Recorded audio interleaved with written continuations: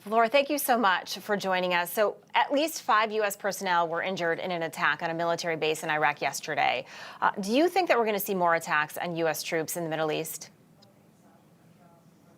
Well, they haven't stopped. And, this retaliation, part of it is because Israel eliminated Fuad Shukr, who was a big Hezbollah arch terrorist who actually killed those 12 children playing in a soccer field. This guy in the 80s killed 241 Americans. So all of this is inextricably linked with terrorism against America and terrorism against Israel. Yeah, Israel's waiting for a retaliatory attack from Iran. We don't know if it will happen. The Biden administration, they were briefed yesterday. They haven't done much to deter Iran and its proxies. Do you think that this current administration is pretty much burying their head in the sand? Because we didn't hear much from them last night.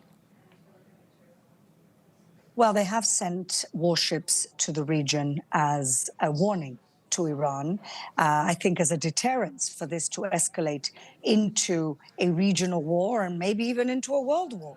Everything's possible with Iran. Iran is the biggest state sponsor of terrorism. They are creating all of the problems in the Middle East. Everything comes back to Iran. And I believe that by the Americans sending their ships to the Gulf, it's a warning and a deterrence, and I hope that does it. Okay. Kamala Harris, she chose progressive Minnesota Governor Tim Walz as her VP choice. But the Republican Jewish Coalition released this statement today, reading in part that this isn't the Democrat Party of your parents or grandparents. Let's be clear. If elected, the Harris-Walz ticket would be by far the most left-wing president and vice president in U.S. history. Do you agree with that?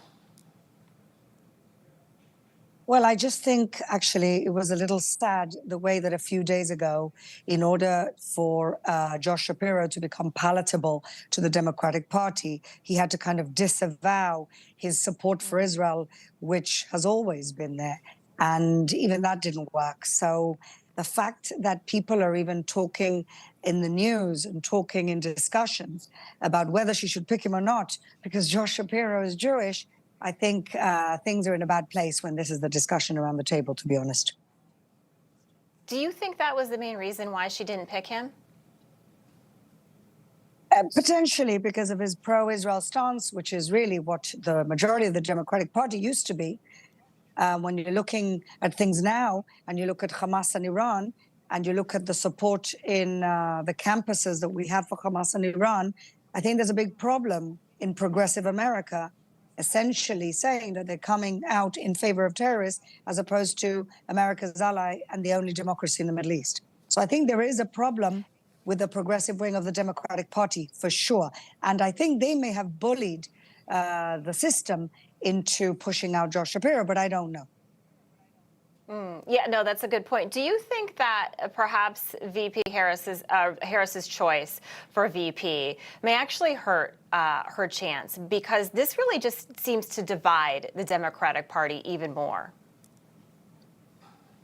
I can't really comment on internal American politics in terms of the different parties and how they see their candidates.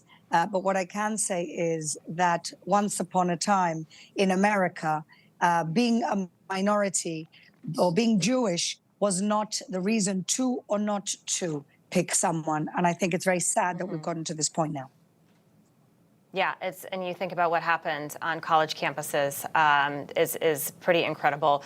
Fleur Hassan Nahoum, thank you so much. We really appreciate your time today. Sure, thank you. And